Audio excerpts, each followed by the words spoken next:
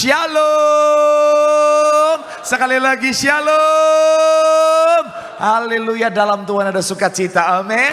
Dan di mana ada sukacita pasti ada senyuman di wajahnya. Sama-sama boleh berikan dulu saudara senyuman. Bilang sama kanan kirimu, mari bersukacita dalam Tuhan. Minimal 2-3 orang kiri kananmu, ayo senyum. Jangan kayak batu. Darah Yesus. Lagi senyum. Bilang sama kanan kirimu, senyum. Senyuman bikin kamu awet muda saudara. Iya, kalau saudara senyum yang 30 kelihatan 20.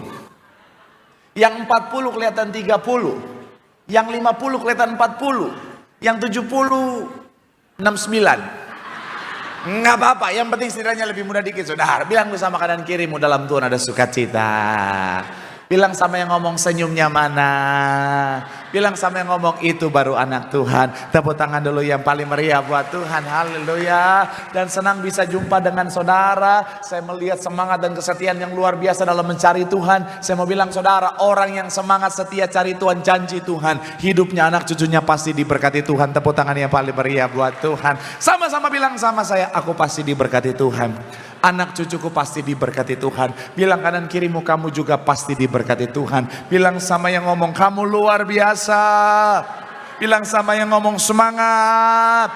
Tepuk tangan yang paling meriah sekali lagi buat Tuhan. Haleluya. Yuk, yang bawa Alkitab kita mau angkat Alkitab kita. Alkitab juga boleh, Alkitab juga boleh. Yang nggak bawa Alkitab, angkat tangan juga boleh. Sama-sama dengan iman percaya. Sama-sama kita katakan dalam nama Tuhan Yesus, aku percaya Alkitab ini adalah firman Tuhan. Setiap kata kalimatnya sanggup memberkati aku. Dan hari ini aku pasti diubahkan, aku pasti dipulihkan dalam nama Tuhan Yesus. Sama-sama kita katakan amin. Kita buka Yeremia 29 ayatnya yang ke-11. Yeremia pasal yang ke-29 ayatnya yang ke-11. Amin. High-nya potong dikit sedikit, tolong boleh dibantu. Jadi high-nya potong sedikit. Yuk sama-sama kita buka Yeremia 29 ayatnya yang ke-11. Saya percaya banyak yang hafal ayat ini. Sama-sama kita baca 3. Ya, sebab aku ini mengetahui rancangan-rancangan apa yang ada padaku mengenai kamu, demikianlah firman Tuhan, yaitu rancangan damai sejahtera dan bukan rancangan kecelakaan, untuk memberikan kepadamu hari depan yang penuh dengan, sekali lagi saudara 3, ya, sebab aku ini mengetahui rancangan-rancangan apa yang ada padaku mengenai kamu, demikianlah apa? Yaitu rancangan damai sejahtera dan bukan rancangan kecelakaan, untuk memberikan kepadamu apa? Hari depan yang penuh dengan. Saya mencatat di sini saudara, sejak semula Tuhan punya rancangan bagi setiap kita. Sama-sama bilang sama saya, rancangan Tuhan. Amin. Nah, tapi begini saudara, bicara tentang rancangan Tuhan. Rancangan Tuhan itu saudara, sebelum kita mencapai yang namanya tujuannya, ada yang namanya proses. Sama-sama bilang sama saya, proses. Amin. Dan dalam konteks proses ini saudara, itu berbeda-beda bagi setiap orang saudara. Makanya dalam proses ini butuh yang namanya kesabaran. Sama-sama bilang sama saya, kesabaran. Amin. Kemarin saya bahas ini saudara, ibadah tengah minggu saudara. Kalau saudara hadir hari tengah minggu, hari Selasa, hari Rabu saudara, saya percaya berkatnya double hari ini. Haleluya. Jadi sekali lagi saudara, bahwa di dalam bicara tentang yang namanya mencapai tujuan Tuhan, ada yang namanya proses. Dan disinilah salah satu yang amat sangat kita butuhkan, yaitu bicara tentang apa? Kesabaran. Makanya kalau saudara ingat minggu lalu kita bicara tentang buah-buah roh, salah satu yang Tuhan mau kita miliki adalah kesabaran. Sama-sama Galatia 5 ayat 22. 3, iya. Tetapi ialah kasih, sukacita, damai sejahtera, kesabaran, kemurahan, kebaikan, dan apa? Kesetiaan. Sama-sama bilang sama saya, kesabaran itu penting. Amin. Nah, tapi begini saudara, sayangnya bicara tentang dunia yang kita jalani hari-hari ini saudara, ternyata ngalamin satu fenomena. Beberapa jurnal mencatat, beberapa studi mencatat adanya tren peningkatan ketidaksabaran atau rising impatience. Nah, saya mau bilang saudara, secara sosial ada banyak orang ngalamin yang namanya ketidaksabaran. Beberapa peneliti psikologi dan juga sosiologi global menemukan satu fenomena saudara, bahwa masyarakat yang hari-hari ini ada sebagian besar masuk pada yang namanya masyarakat yang tidak sabar atau impatient society, saudara. Jadi memang kalau bicara tentang orang-orang zaman dulu, memang mereka bisa lebih sabar. Orang-orang 40 tahun ke atas, saudara, mereka karena masanya berbeda dengan masa zaman sekarang. Kalau dulu, contoh sederhana, kita masih hidup dalam zaman analog, saudara. TV aja, contoh sederhana, itu cuma satu channel, itu pun TVRI, betul ya? Zaman dulu, saudara, televisi cuma satu channel, itu TVRI, putih hitam lagi, saudara. Terus nggak bisa ganti, betul ya? Kalau ganti, semut semuanya. Iya kan? Terus mana zaman dulu itu kan, selamat datang di dunia dalam berita. Berita pertama. Iya kan? Pembaca berita zaman dulu kayak orang kurang gizi, saudara, betul? Tapi memang pada masanya seperti itu, dan kita harus tungguin. Betul ya? Kalau sekarang beda. Kalau sekarang semuanya serba sosial media, apalagi saudara, YouTube dan lain sebagainya. Kalau kita nggak suka, kita bisa skip, betul ya? Kalau kita bosan, kita tinggal majuin, cepetin, mundurin, sesuka-suka kita, saudara. Nah, ternyata dampaknya adalah apa? Kita jadi orang-orang yang tidak sabaran. Beberapa, sekali lagi saudara, sumber yang akhirnya menyebabkan penurunan kemampuan untuk menunggu. Yang pertama, tuntutan kecepatan sosial, keinginan akan hasil yang segera. Kemudian faktor psikologis yang tadi saudara dipengaruhi oleh apa? Kebiasaan kita menggunakan sosial media. Tapi saya mau bilang saudara, anak Tuhan harus tampil beda, katakan amin. Saudara dan saya jangan kalah sama dunia, jangan mengikuti dunia, kita harus tampil beda, kita harus punya kesabaran, karena dalam kesabaran ada rancangan Tuhan yang Tuhan sediakan bagi setiap kita. Tepuk tangan dulu yang paling meriah buat Tuhan, haleluya. Nah, makanya hari saudara, saya akan ajak saudara membahas sama-sama, saudara bicara tentang kunci memiliki kesabaran, spesifik dalam proses Tuhan. Sama-sama bilang sama saya, kunci memiliki kesabaran. Sama-sama bilang sama saya, kesabaran dalam proses Tuhan.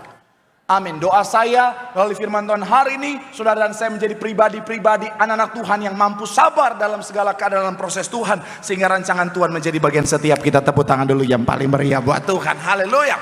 So, apa kunci memiliki kesabaran dalam proses Tuhan? Yang pertama adalah percaya akan waktu Tuhan. Sama-sama bilang sama saya, percaya waktu Tuhan.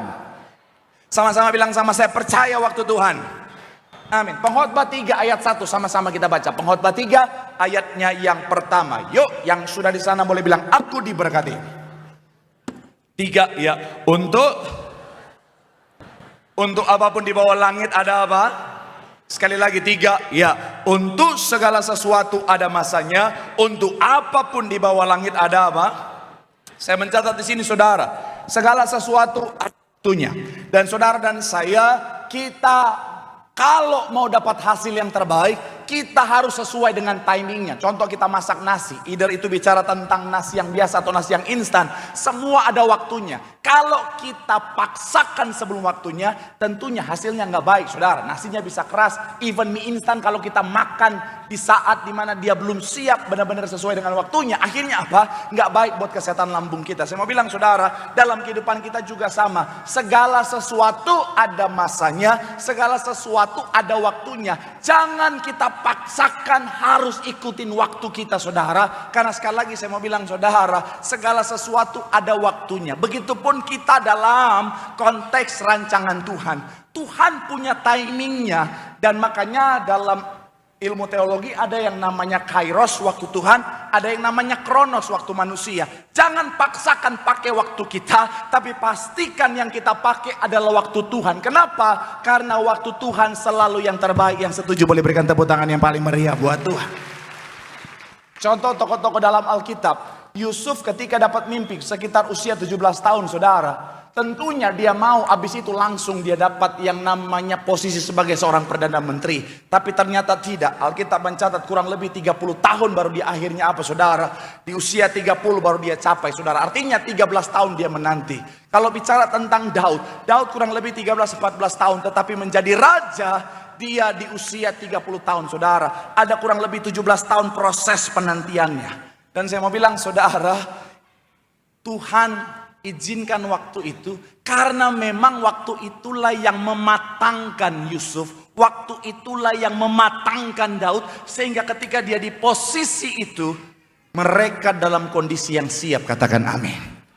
Makanya dalam kehidupan setiap kita, belajar percaya akan waktu Tuhan. Jangan kita yang maksa Tuhan. Saya ngerti kalau mau ikut kedagingan kita mau contoh kita berdoa, kita mau hari ini kita doa, hari ini Tuhan jawab. Kalau perlu detik ini kita doa, detik ini Tuhan jawab. Kalau perlu kita belum doa, Tuhan udah jawab. Iya kan?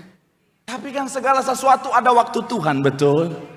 Saudara yang lagi minta doa soal pekerjaan, Tuhan tahu keadaanmu, Tuhan tahu kebutuhanmu, dan Tuhan tahu kapan waktu yang terbaik untuk kasih kau pekerjaan. Katakan amin. Jadi jangan maksain Tuhan. Apalagi hamba Tuhan. Karena ada banyak jemaat kadang-kadang hamba Tuhan sampai diteror. Pak, kok saya belum dapat pekerjaan? Saya nggak tahu. Oh Tuhan, saya mau bilang ada waktu Tuhan. Apalagi yang jomblo-jomblo. Pak, kok saya belum dapat jodoh? Nggak tahu. Karena kadang-kadang maksa. Pak tolong, Pak tolong. Ya saya juga lama nungguin jodoh. Iya loh. Saya aja pendeta lama nungguin jodoh. Padahal saya udah nyanyi. Kalau ada 9 nyawa darah Yesus. Saya mau bilang saudara, belajar percaya waktu Tuhan, amin. Sekali lagi kita mau yang cepat, tetapi Tuhan gak pernah terlalu cepat, Tuhan gak pernah terlambat, Dia tepat pada waktunya. Tepuk tangan yang paling meriah buat Tuhan. Ya. Gereja ini saudara, benar-benar mengikuti timeline-nya Tuhan. Makanya apa saudara? Ada waktunya akhirnya jadi luar biasa seperti hari ini. Gembala sidang kita, waduh, semuanya waktu Tuhan yang luar biasa yang terjadi. Saya dalam perjalanan kehidupan saya juga, sedikit cerita saudara, 2007 saya nyampe ke Jakarta kan. Kalau mau ikutin waktu saya, begitu nyampe langsung sukses, betul ya? Kalau mau ikutin waktu saya, Tuhan nyampe sukses. Jadi artis, kan waktu itu mau jadi seorang artis. Tapi kenyataannya enggak juga, prosesnya panjang juga. Casting sana sini gagal. Akhirnya dapat pun peran. Itu peran saya di calling jam 7 pagi datang ke lokasi. Sampai sore enggak syuting. Sampai jam 10 malam baru syuting. Itu pun cuma masuk terus ngomong, gimana bang? Oke, keluar lagi. Dari jam 7 pagi sampai jam 10 malam cuman, gimana bang? Oke, gitu doang saudara. Berjuang terus. Akhirnya, setelah itu saudara, singkat cerita saudara, ditelepon lagi sama agensi saya. Sel, besok kamu syuting peran utama. Enggak, itu lagi contohin acting saya yang bagus ini saudara. Kamu peran utama. Dalam hati saya sudah siap jadi bintang. Waktu itu kan saudara, saya padahal nggak casting saudara. Tapi langsung ditelepon peran utama. Dalam hati saya, mungkin yang pas saya ngomong yang, gimana bang? Oke. Mereka bisa melihat talenta saya itu saudara. Jadi mereka langsung kasih peran utama. Karena mereka tahu saya bertalenta. Iya. Singkat cerita, jam 7 pagi saya udah datang, jam 8 pagi saya udah datang. Akhirnya begitu nyampe langsung masuk ruang makeup. Memang kalau selebriti beda saudara. Masuknya ruang makeup. Tapi yang menarik adalah mereka fokus untuk make upin rambut saya, bukan wajah saya saudara. Singkat cerita, saya sudah selesai make up, saya tungguin skripnya kok nggak datang-datang. Kan biasa kalau pemeran utama kan banyak ngomongnya kan. Tapi skripnya belum datang-datang. Saya pikir, oh apa mungkin karena mereka tahu saya punya talenta aktor yang luar biasa. Dari adegan, gimana bang? Oke. Mereka melihat ada aura-aura Reza Rahardian dari diri saya saudara. Jadi saya nggak apa-apa. Mereka belum kasih nggak apa-apa. Katanya nanti diarahkan sama sutradara. Oke. Jam 12 siang saudara, siang-siang saya ini dipanggil. Oke. Mulai adegan. Saya maju ke depan ke set yang udah mereka set, dikasih tahu ini adegan laga. Oh my God. Adegan laga, mungkin mereka tahu saya ada aura-aura buslinya saudara kan. Akhirnya dikasih tahu, oke gini ya. Jadi adegannya, nanti ini ada 3 penjahat. 3 penjahat ini saudara, adegannya mereka akan tendang saya katanya saudara. Iya. Mereka akan tendang saya. Tapi mereka bilang, tenang aja, ini bohongan aja, tenang. Cuma bohongan. Jadi mereka akan tendang kamu, kamu akan kena dan akan kelempar. Nah, ini meja udah kita gergaji, nanti kamu akan patahkan meja ini pakai tulang punggung. Oh, darah Yesus.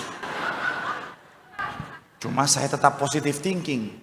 Jackie Chan juga melewati proses itu, saudara. Mungkin mereka tahu saya memang punya talenta film laga kan. Jadi ya udah, dalam hati saya nggak apa-apa. No pain, no gain, saudara. My life, my adventure, saudara. No smoking, saudara. Akhirnya mulai. Pas sudah siap, 3 orang itu sudah di depan saya. Sutradara, kamera, roll, action. Ditendang, duar. Katanya main-main, masuk beneran. Saya kelempar, saya patahin itu meja. Prak! Saya lagi kesakitan, tiba-tiba sutradara bilang, cut! Enggak ulang lagi, tapi tahan begitu, tahan. Oke, kamu minggir. Ya, Indra Bruggman, maju. Dia tiduran si Indra Bruggman. Dalam hati saya, gua yang patahin meja, gua yang kesakitan. Tapi ternyata, pas saya ditelepon, Sel, kamu pemeran utama, ada satu kata yang hilang. Yaitu apa? Sel, kamu pengganti pemeran utama. Tepuk tangan buat apa itu?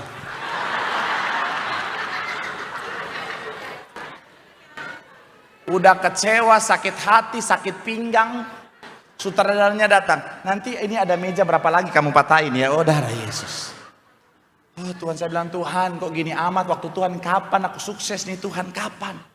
Nah, saya mau bilang saudara, di dalam penantian, dalam proses ini, sekali lagi kesabaran amat sangat dibutuhkan. Kenapa? Karena dalam proses ini iblis akan memanfaatkan situasinya. Boleh munculkan lagi gambarnya? Dalam proses ini, kalau kita nggak sabar, iblis akan kirimkan yang namanya cobaan dan godaan. Untuk apa? Untuk supaya menggagalkan kita mencapai tujuan Tuhan. Dan saya mau bilang saudara, yang paling mengerikan bahwa godaan ini, cobaan ini bisa berupa tawaran jalan pintas untuk mencapai tujuan, tapi sebenarnya perangkap untuk menggagalkan setiap kita. Sekali lagi, yang namanya cobaan dan godaan ini seakan-akan bisa membawa kita jalan pintas menuju tujuan, tapi sebenarnya mau menggagalkan kita. Waktu itu saudara, dalam kondisi yang lagi pusing karena nggak sukses-sukses, ada tawaran datang sama saya di telepon sama seorang yang penting di sebuah PH. Ini orang penting banget, dia penentu, decision maker saudara. Saya kenal dia, terkenal saudara. Dia telepon saya, dia bilang, Sel, saya sudah lihat acting kamu. Kamu datang, kita meeting di restoran depan PH. Dalam hati saya, ini kayaknya memang jalan terbuka. Singkat cerita, saya datang pagi-pagi. Pagi-pagi saya udah telepon mami saya, doa sama mami saya. Pagi-pagi saya datang saudara di restoran itu saudara. Saya tunggu di restoran dan benar dia datang dengan 3 skrip sinetron stripping. Dia kadang-kadang saya panggil Mas, kadang-kadang saya panggil Bang. Tapi kali ini kita sebut dia Mas Bang misalnya saudara. Dia bawa 3 skrip, dia bilang, Sel, ini saya punya tawaran 3 judul sinetron stripping. Semuanya kamu pemeran utamanya. Wow, cius Mas Bang. Cius. Dalam hati saya sudah siap jadi selebriti saudara. Tapi dia bilang begini, tapi ada syaratnya. Apa tuh Mas Bang? Kamu jadi pacar saya.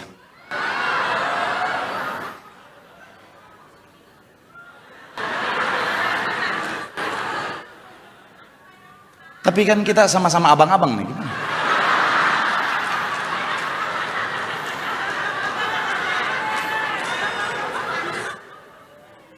Misi apa Bang? Saya ke kamar mandi, saya telepon mami saya, Mi, bener dapat tawaran. Tapi diajak pacaran sama Mas Bang. Oh my God! Oh Tuhan. Saya balik lagi, saya bilang sama Mas Bang. Mas Bang, ini tawaran memang bagus sekali. Iblis di pojok udah. Terima.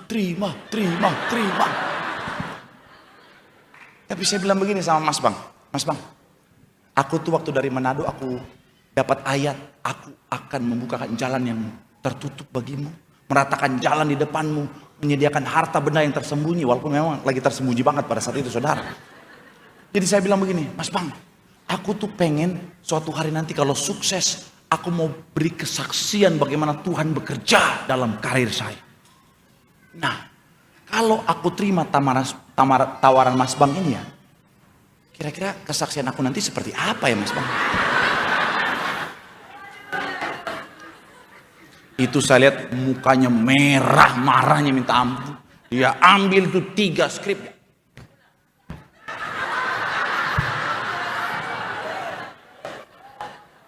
Marcel, kamu terlalu.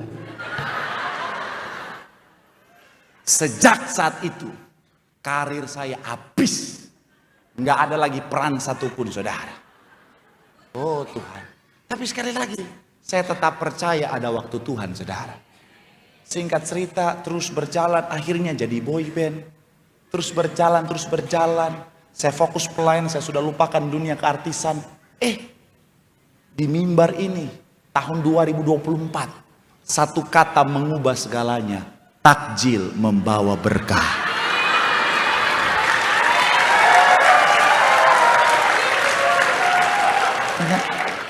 Saya tadi malam diundang di ulang tahunnya Dr. Richard Lee, saudara.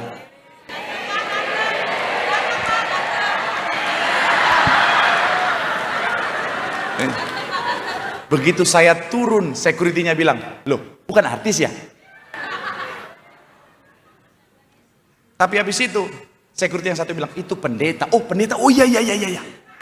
Masuk, duduk di sofa, saudara. Saya duduk di situ saudara, saya lihat orang-orang terkenal, artis-artis terkenal yang saya percaya saudara pasti kenal semua. Bang Hotman dan kawan-kawan ada di sana semua saudara. Saya duduk aja saudara, diam-diam. Saya seperti domba yang tak bercacat celah di situ saudara. Iya. Tapi yang saya kaget, orang-orang terkenal itu ketika mereka mau lewat, karena memang saya di jalurnya saudara, mereka lewat. Mereka semua satu-satu nyamperin saya. Pendeta Marcel, pastor.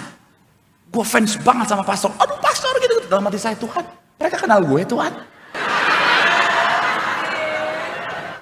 Sayup-sayup terdengar. Siapakah aku ini Tuhan. Sampai Bang Hotman dari ujung dia udah cerita-cerita. Oh kami lagi target 300T. Masing-masing mau capai 300T dalam hati saya. Saya tinggal nunggu Bang Hotman datang dan bilang, Pendeta Marcel, kamu sebenarnya anakku. Saya lagi tunggu itu saudara. Saya sudah siap pelayanan pakai Lamborghini saudara. Tapi ternyata tidak. Bang Hotman datang, dia cuma bilang begini, Pendeta Marcel, pernah naksir jemaat gak? Oh darah Yesus.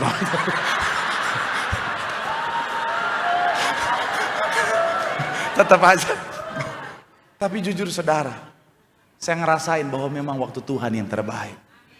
Kalau dulu saya Tuhan jawab dengan cara yang dulu saya mau di waktu Tuhan mungkin berbeda. Tapi sekarang Tuhan jawab di waktu yang terbaik ketika saya sudah sungguh-sungguh melayani apa yang Tuhan anugerahkan semuanya untuk kemuliaan nama Tuhan. Tepuk tangan dulu yang paling meriah buat Tuhan. Makanya saya mencatat di sini saudara, Adam Kapa dia bilang begini saudara, percayalah pada waktu Tuhan. Lebih baik menunggu beberapa saat dan segala sesuatunya berjalan dengan baik daripada terburu-buru dan segala sesuatunya berantakan. Sekali lagi perhatikan, apalagi anak-anak muda, percayalah pada waktu Tuhan. Lebih baik menunggu beberapa saat dan segala sesuatunya berjalan dengan baik daripada terburu-buru dan apa?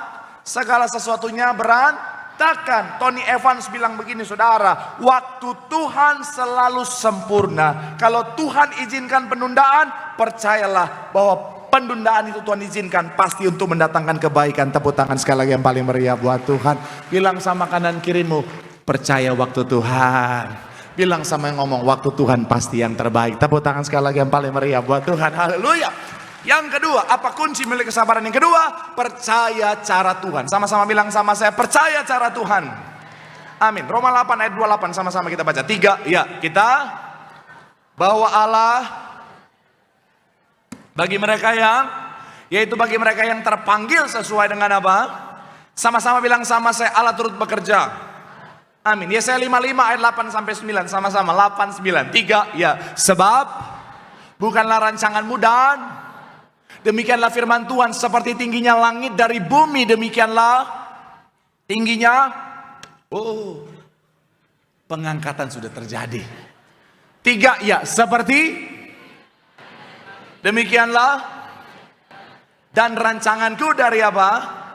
Saya mencatat di sini saudara, seringkali ada banyak orang tahu akan waktu Tuhan, tetapi ketika mereka menjalaninya ada banyak orang bilang begini, aduh Tuhan, aku tahu waktumu yang terbaik, tapi kalau jalannya seperti ini berat Tuhan. Aku tahu waktumu yang terbaik, tapi kalau situasinya seperti ini berat Tuhan. Saya mau bilang saudara, seringkali jalan Tuhan itu begitu sulit, gak sesuai dengan jalan kita. Tapi saya mau bilang saudara, kalau Tuhan izinkan kita lewat situ, pasti yang terbaik. Katakan amin.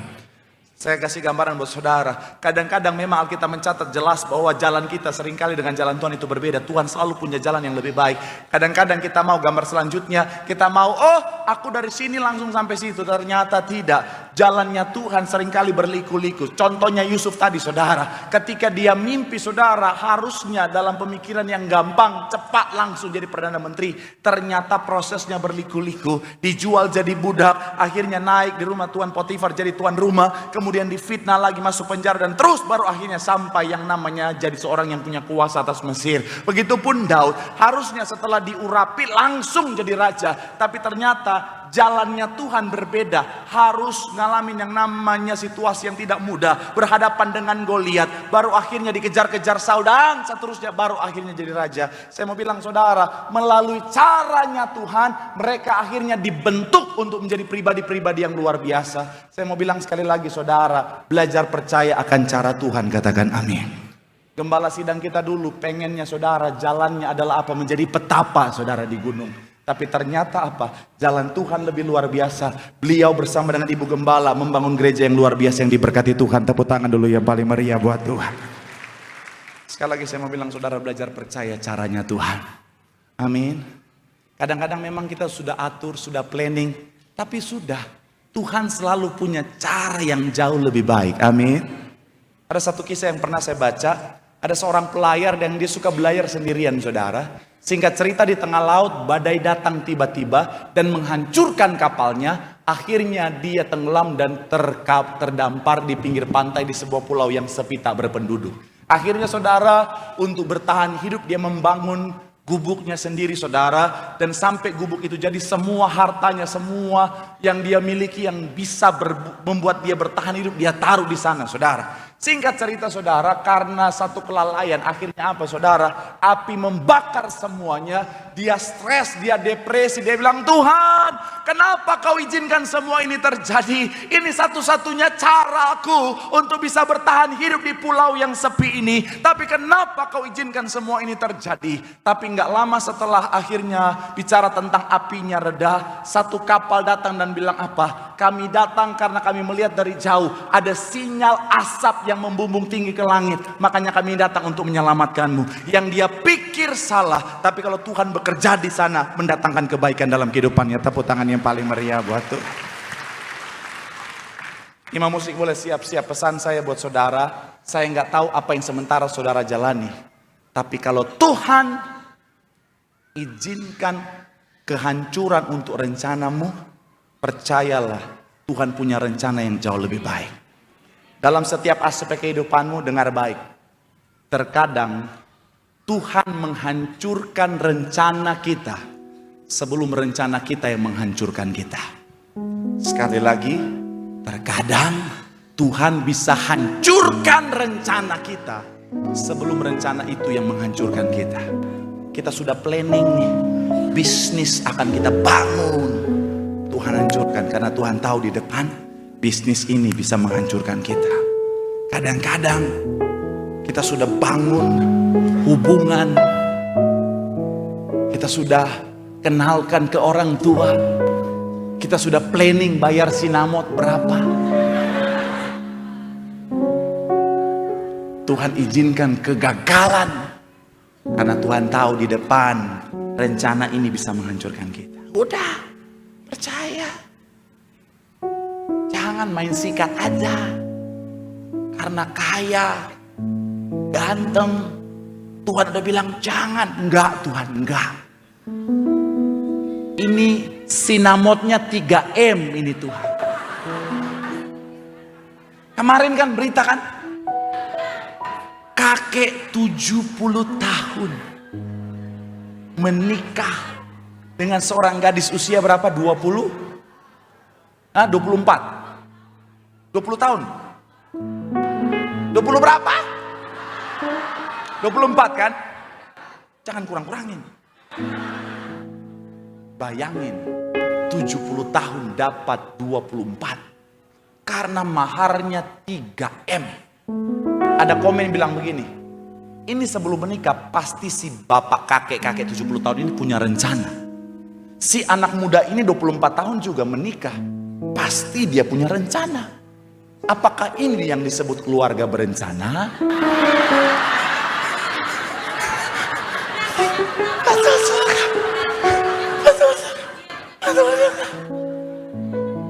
Walaupun ternyata setelah malam mereka bersama, si kakek menghilang, bawa kabur motor lagi saudara. Di sisi lain kalau saya ketemu sama si kakek itu, saya akan bilang, respect kakekku. Ngeri. Makanya ingat baik, selalu tanya Tuhan. Saya suka kagum sama Ibu Gembala, kenapa? Karena setiap berencana ibu selalu bilang begini, ibu tanya Tuhan dulu ya, ibu tanya Tuhan dulu ya. Kalau secara logika kita kan ibu pengalaman hidupnya begitu banyak, dengan kecerdasan yang luar biasa, ibu pasti bisa langsung tahu apa yang terbaik. Tapi ibu selalu, ibu tanya Tuhan dulu ya. Kenapa? Karena ibu tahu rancangan Tuhan, rencana Tuhan selalu yang terbaik. Inilah tugas kita saudara. Sekali lagi saudara, bilang sama kanan kirimu, percaya rancangan Tuhan. Rancangan Tuhan selalu yang terbaik. Tepuk tangan yang paling meriah buat Tuhan. Yang terakhir, apa kunci memiliki kesabaran dalam proses Tuhan? Meminta kekuatan dari Tuhan. Sama-sama bilang sama saya, minta kekuatan dari Tuhan. Ayat terakhir kita Filipi 4 ayat 13 sama-sama. 3 ya. Segala perkara dapat. Saya mencatat di sini saudara, untuk sabar seringkali tidaklah mudah. Ada saat kita kuat, ada saat kita lemah. Ada saat dimana kita sanggup, ada saat dimana kita bilang, aduh, capek Tuhan. Capek Tuhan. Aku tahu ada waktu Tuhan, aku tahu jalan Tuhan yang terbaik. Tapi capek Tuhan. Kayaknya aku udah gak sanggup lagi deh Tuhan. Utangku gak lunas-lunas Tuhan. Rumah tanggaku gak pulih-pulih Tuhan. Suamiku gak berubah-berubah Tuhan. Istriku gak berubah-berubah Tuhan. Orang tuaku gak berubah-berubah Tuhan. Anakku gak berubah-berubah. Mertuaku gak berubah-berubah Tuhan. Keadaanku, kesehatanku gak berubah-berubah Tuhan. Saat inilah kita harus sadar, kalau kita rasa nggak kuat, kalau kita ngerasa nggak sanggup, artinya kita sementara menjalani semuanya dengan kekuatan kita sebagai manusia yang terbatas itu. Makanya beralih dari yang pakai kekuatan sendiri menjadi meminta kekuatan dari Tuhan. Karena kekuatan dari Tuhan tidak terbatas. Tepuk tangan dulu yang paling meriah buat Tuhan. Gereja ini kalau pakai kekuatan sendiri nggak akan sampai sejauh ini. Tapi karena pakai kekuatan Tuhan, sampai hari ini bahkan kita percaya sampai kedatangan Tuhan yang kedua kali dipakai Tuhan dengan luar biasa. Tepuk tangan dulu yang paling meriah. Keluarga saya ngalamin proses yang tidak mudah. Mami saya pernah kehilangan cici saya di usia yang sangat muda. Tapi mami saya bilang begini, puji Tuhan mami punya Tuhan. Karena kalau enggak, mami enggak kuat sampai hari ini. Saya dalam perjalanan kehidupan saya ngalamin proses yang panjang dan enggak mudah. Tapi saya mau bilang saudara, kalau saya boleh lihat ke belakang, evaluasi apa yang saya lewati, secara manusia saya enggak kuat. Iya, saya enggak mampu. hidup susah, lantar, dihina, difitnah, diserang orang, dijatuhkan orang. Kadang saya bilang, Tuhan, gak kuat Tuhan. Tapi kalau saudara boleh lihat, saya kuat sampai hari ini. Kuncinya adalah apa? Lutut yang bertelut di hadapan Tuhan.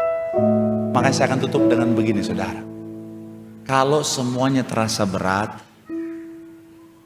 berlututlah dan berdoalah. Karena orang yang berlutut dan berdoa adalah orang yang sanggup bangkit, pikul setiap beban, dan melihat kemenangan. Tepuk tangan yang paling meriah buat Tuhan. Bilang sama kanan kirimu, minta kekuatan sama Tuhan. Karena kekuatan dari Tuhan membuat kita cakap menanggung segala perkara. Tepuk tangan sekali lagi yang paling meriah buat Tuhan. Yang diberkati, boleh lambaikan tanganmu, sorak-sorai yang paling meriah buat Tuhan. Haleluya.